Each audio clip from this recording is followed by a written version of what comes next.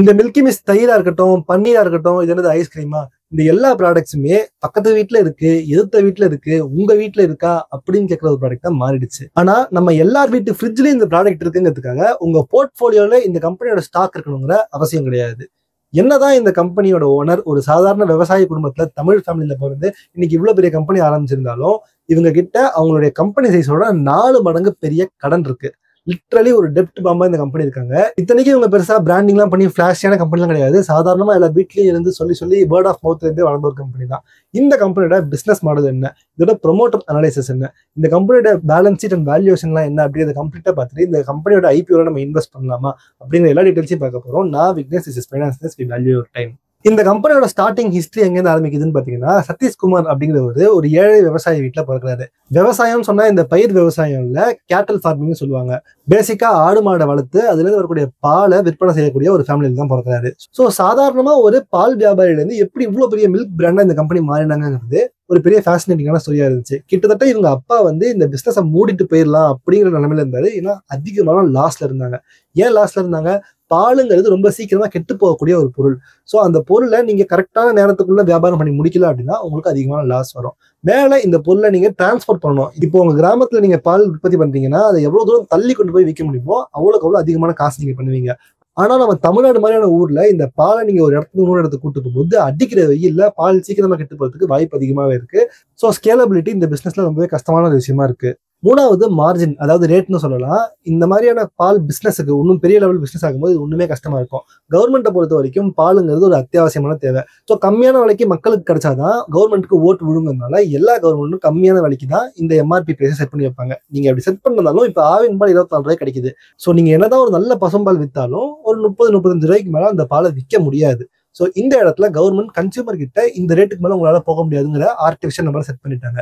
அதே நேரத்துல நீங்க அந்த பால் வியாபாரி பண்றவங்கிட்ட இருந்து வாங்கினீங்க அப்படின்னா அவங்க கிட்ட இந்த ரேட்டுக்கு மேலதான் நீங்க வாங்கணும். ஏன்னா விவசாயிகள் கஷ்டப்படுறாங்க, பால் வியாபாரிகள் கஷ்டப்படுறாங்கன்னு சொல்லி பேசுவாங்கிறப்ப கவர்மெண்ட் ரெண்டு பக்கமும் ஸ்குவீஸ் பண்ணி இந்த ப்ராடக்ட்டை மார்ஜினே ரொம்ப கம்மி பண்ணிடுறாங்க. ஸோ சதீஷ்குமார்ங்கிற இவரு அவருடைய ஸ்கூல் விட்டு டிராப் அவுட் ஆகிறாரு. இந்த பிசினஸை டேக் ஓவர் பண்ணி அதை பெட்டரா ஆக்கணும் அப்படிங்கிற ஐடியால. இந்த பிசினஸ்குள்ள வரும்போது அவர் நோட்டீஸ் பண்ற ஒரு முக்கியமான விஷயம், நம்ம டைரக்டா பாலா வித்தாதான் இந்த எல்லா பிரச்சனையுமே. இதுக்கு மேலே நான் 3 பிரச்சனை சொன்னல அது எல்லாமே. அதுக்கு பதிலாக அந்த பாலை ப்ராசஸ் பண்ணி ஒரு வேல்யூ ஆடட் ப்ராடக்டா நம்ம விற்கணும் அப்படின்னா அது நம்ம பிசினஸுக்கு ரொம்பவே ஹெல்ப்ஃபுல்லா இருக்கும்னு சொல்லலாம். வேல்யூ ஆடட் ப்ராடக்ட்னா என்ன? இப்போ 1 கிலோ அரிசி 50 ரூபான்னு வச்சுப்போம். அதே அரிசியை மாவா அரிசி இட்லி மாவா வித்தீங்கன்னா 60-70 ரூபாய் வரைக்கும் வெறும் 700 ml நீங்க விற்கலாம். அந்த மாவை இன்னும் இட்லியாவே பண்ணி வித்தீங்க அப்படின்னா ஒரு இட்லியே 10 ரூபாய்க்கு விற்கலாம். 2 ஏசியும் சேரும் போட்டீங்க அப்படின்னா அந்த ஒரு இட்லி 30 ரூபாய் வரைக்கும் நீங்க விற்கலாம். ஸோ நீங்க எந்த அளவுக்கு அந்த ப்ராடக்டை ப்ராசஸ் பண்ணி வேற ஒரு ப்ராடக்டா மாத்துறீங்களோ அந்த அளவுக்கு அதிகமான மார்ஜின்ஸை நீங்க ஏர்ன் பண்ணலாங்கிறத இவர் புரிஞ்சுக்கிட்டாரு. So same thing goes to paal. பாலை தயிராவும் பன்னீராவும் வித்து அந்த வேல்யூ ஆடட் ப்ராடக்ட்டை வைக்கலாங்கிறது தான் இவங்களுடைய பிசினஸ் மாடலாவே அவர் ஸ்டார்ட் பண்றாரு. ஸோ பால்னு வந்துச்சுன்னா அதை தயிராவோ பன்னீராவோ மாற்றி விற்கும் போது மார்ஜின் அதிகமாக கிடைக்கும். அதே நேரத்தில் அது சீக்கிரமா கெட்டு போகாத ப்ராடக்டாகவும் இது மூலமா ப்ராசஸ்ல மாத்திடலாங்கிறப்ப அது டபுள் அட்வான்டேஜா இவருக்கு பெறுது. ஸோ இதுவே முதல் ப்ராப்ளமையும் தேர்ட் ப்ராப்ளமையும் சேர்த்துருச்சு. 2வது ப்ராப்ளமா இருக்கக்கூடிய டிரான்ஸ்போர்டேஷன் இவர் எப்படி தாண்டி வராருன்னு பாத்தீங்கன்னா, ஒரு ஊர்ல இருந்து இன்னொரு ஊருக்கு போகும்போது வெயில் தானே கெட்டு போகுது பால். அதுக்கு பதிலாக நம்ம அதை கோல்டு கண்டெய்னர்ஸ்ல கொண்டு போகலாம், அதாவது ஃப்ரீசர் மாதிரி வச்சு ஒரு லாரிலேயே அதை கொண்டு போகலாம் அப்படிங்கிற ஒரு ப்ராசஸ்க்கு இவங்க வராங்க. ஆனா இங்க இருக்கிற பெரிய பிரச்சனை என்ன? இப்ப ஒரு ஊர்ல இருந்து இன்னொரு ஊருக்கு போகிற இந்த பால் ஃப்ரீசர்ல போகுது, திருப்பி வரும்போது காலியா வரணும். அங்க உங்களுக்கு லாஸ் அதிகமா வரும். இதை தடுக்கிறதுக்கு அவர் என்ன பண்றாருன்னு பாத்தீங்கன்னா, இவர் லாஜிஸ்டிக்ஸ்ல மத்த பொருட்களை எடுத்துட்டு வர பயன்படுத்துறாரு. பேசிக்கா இங்க தமிழ்நாட்டுல இருந்து பாலோ தயிரோ ஜம்மு காஷ்மீர் வரைக்கும் போகுது அப்படின்னா அங்கேருந்து திருப்பி வரும்போது ஆப்பிள்ஸ் அதே ட்ரக்குள்ள போட்டு எடுத்துட்டு வரதுனால அந்த இடத்துல ஒரு காஸ்ட் இவங்க சம்பாதிக்கிறாங்க. இதை வச்சு இவங்க லாஜிஸ்டிக்ஸோட செலவை குறைக்கிறாங்க. ஸோ 3 ப்ராப்ளமையும் சரி பண்ணியாச்சு. ஸ்லோவா இவரோட ப்ராடக்ட்ஸை எக்ஸ்பேண்ட் பண்ணிட்டே போறாரு. சீஸ் பன்னீர்ல இருந்து இப்ப சாக்லேட் வரைக்கும் போயிட்டாரு. கேப்பில்லா அப்படிங்கிற பேர்ல தனியா ஒரு சாக்லேட் பிராண்டே அவங்க லான்ச் பண்ணி சக்சஸ்ஃபுல்லா நடத்திட்டு இருக்காங்க. ஆனா எக்ஸ்பேண்ட் பண்ணாங்கன்னா எப்படி எக்ஸ்பேண்ட் பண்ணாங்க? டெட் எல்லாமே கடன் வாங்கி தான். அதுதான் இந்த கம்பெனியோட பெரிய பிரச்சனையே. இவங்க என்னதான் பெரிய largest gold supply chain system வச்சிருந்தாலும் இவங்க ஒரே ஒரு ஃபேக்டரி தான் வச்சிருக்காங்க. எஸ், இந்த ஒரு ஃபேக்டரி பெருந்துறை அப்படிங்கிற ஒரு இடத்துல இருக்கு, ஈரோடு கிட்ட. இந்த ஒரு இடத்துல இருந்து தான் மொத்த இந்தியாவுக்குமே இவங்க சப்ளை பண்ணிட்டு இருக்காங்க. இன்ஃபேக்ட் சொல்ல போனா இவங்களுடைய இன்னொரு முக்கியமான ப்ராப்ளம், இவங்களுடைய எக்ஸ்போசர் ஃபுல்லா சவுத் இந்தியாவில தான் இருக்கு, நார்த் இந்தியாவில பெருசா கிடையாது. ஆனா அந்த ஒரே ஒரு பிளான் தான். அந்த ஃபேக்டரி என்ன பிரச்சனை அப்படின்னு பாத்தீங்கன்னா, திடீர்னு அந்த ஃபேக்டரியில ஒரு எர்த்குவேக் வந்துருச்சுனாலோ இல்ல ஏதாவது ஃபயர் ஆகி அந்த ஃபேக்டரியில ஏதாவது ப்ராப்ளம் வந்துருச்சு அப்படின்னாலோ ஆப்வியஸா இன்சூரன்ஸ் எடுத்து வச்சிருப்பாங்க, அதை சரி பண்ணிடுவாங்க.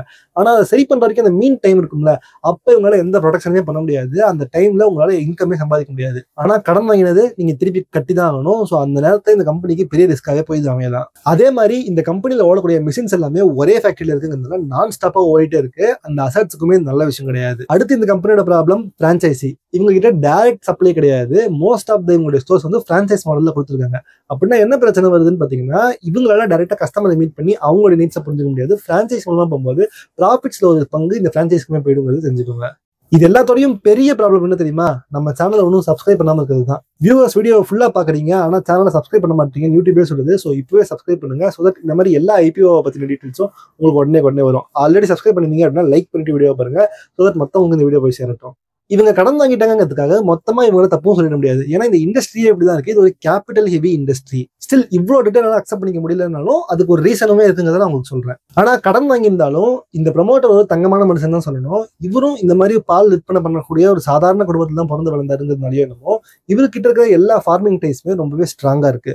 இந்த மாடு வளர்க்குறவங்களுடைய கஷ்டம் என்ன, பிரச்சனை இல்லைங்கிறதுலாம் இவர் டைரக்டா தெரிஞ்சு வச்சுக்கிட்டு இருந்தாரு. அப்படிங்கிறதுனால அவங்களுக்கு ஈஸியாவே ஹெல்ப் பண்ணாரு. முக்கியமான ஒரு மூவ் என்னன்னு பாத்தீங்கன்னா, ஹோல்சேல் பிரைஸ்க்கு டைரக்டா இந்த மாடுகளுக்கு தேவையான வைக்கோல் எல்லாம் கொடுக்கறது.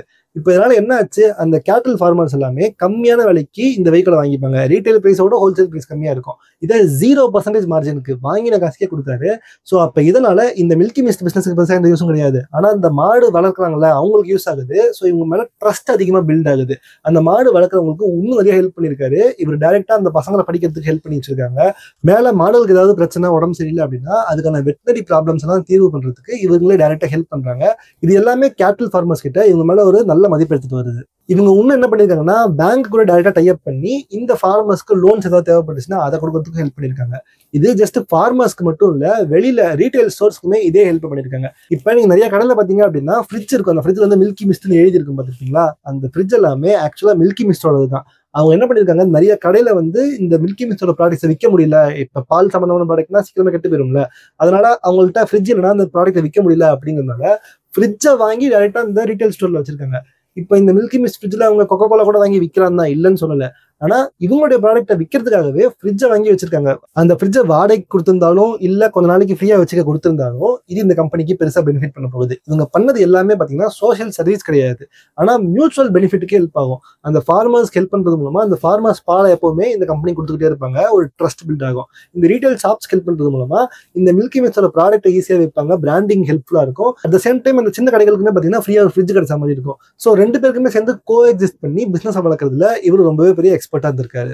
இப்போ இந்த கம்பெனியோட ரியல் பெயின் வந்தோம் அப்படின்னா பேலன்ஸ் ஷீட் அண்ட் வேல்யூவேஷன் தான். ரெவன்யூவை பொறுத்த வரைக்கும் உங்களுக்கு நல்லா தான் இருக்கு அப்படின்னாலும் முக்கியமான பிரச்சனை கடன் இவங்களுக்கு ரொம்ப அதிகமா இருக்கு. வர ரெவன்யூ எல்லாமே ப்ராஃபிட் ஏதாச்சும் வந்துச்சு அப்படின்னா அதை கடன் கட்டுறதுலேயே செலவு பண்ண வேண்டியதா போயிருது. 2000 கோடிக்கு வரக்கூடிய ஐபிஓட 4 மடங்கு அதிகமாக கடன் வச்சிருக்காங்கிறது இந்த கம்பெனிக்கு பெரிய பிரச்சனையா தான் நான் ஒண்ணுமே பாக்குறேன். வேல்யூவேஷன் என்னங்கிறது இந்த வீடியோ எடுக்கிற இந்த நேரத்தில் எனக்கு தெரியாது. எனக்கு வந்துருச்சு அப்படின்னா பின்ட் கமெண்ட்ல கொடுத்து தான் செக் பண்ணி பாருங்க. பட் 30 to 35க்கு மேல வந்துச்சு அப்படின்னா மோஸ்டா அப்படிதான் வரும். வந்துச்சு அப்படின்னா வேல்யூவான ஸ்டாக்கா நமக்கு இருக்காது. வேல்யூவான ஸ்டாக் இல்லை அப்படின்னாலும் கண்டிப்பா லிஸ்டிங் கெயின்ஸ் இந்த ஸ்டாக்ல வரதுக்கு வாய்ப்பு இருக்கு. ஏன்னா பிராண்ட் நேம் ரொம்பவே பெருசு. நார்த் இந்தியாவில் பெருசா எக்ஸ்போசர் வரல. அங்கேயும் வந்துச்சு அப்படின்னா அது உங்களுக்கு ஒரு பெரிய ஆப்பர்ச்சுனிட்டியாவே அமையலாங்கிறப்ப இது இவங்களுக்கு ஒரு ஆடட் பாயிண்டா இருக்கும். ஸோ லிஸ்டிங் பாப்புக்காக நான் கூட இந்த ஐபிஓல இன்வெஸ்ட் பண்ணலாம். ஆனா அதை லாங் டேர்ம் ஹோல்ட் பண்ணணுங்கிறது இந்த கம்பெனியோட டெட் குறைச்சா மட்டும்தான் வாய்ப்பு இருக்கு. ஸோ நீங்க இந்த மில்கி மிஸ்ட் ஐபிஓல இன்வெஸ்ட் பண்ண போறீங்களா அப்படிங்கிறத கீழே கமெண்ட்ல சொல்லுங்க. வேற எந்த ஐபிஓ பத்தி பேசணும் அப்படிங்கிறது நீங்க கீழே கமெண்ட்ல சொல்லுங்க. நான் அதை பத்தி ஒரு வீடியோ சீக்கிரமே போடுறேன். ஸோ வீடியோ பிடிச்சிச்சுன்னா லைக் ஷேர் சப்ஸ்கிரைப் தான் பண்ணிக்கோங்க. ஸ்டார்டிங்ல சொன்னல கவர்மெண்ட்னால இந்த கம்பெனிக்கு எவ்வளவு ப்ராப்ளம்ஸ் இருக்குன்னு. கவர்மெண்ட் ஸ்டாக்ஸை ஏன் நிறைய இன்வெஸ்டர்ஸ் வாங்கவே மாட்டாங்க, ரிஜெக்ட் பண்றாங்க அப்படிங்கிறத இந்த வீடியோ சொல்லி செக் பண்ணி பாருங்க. அங்கே நான் உங்களுக்கு சொல்றேன். விக்னேஷ்.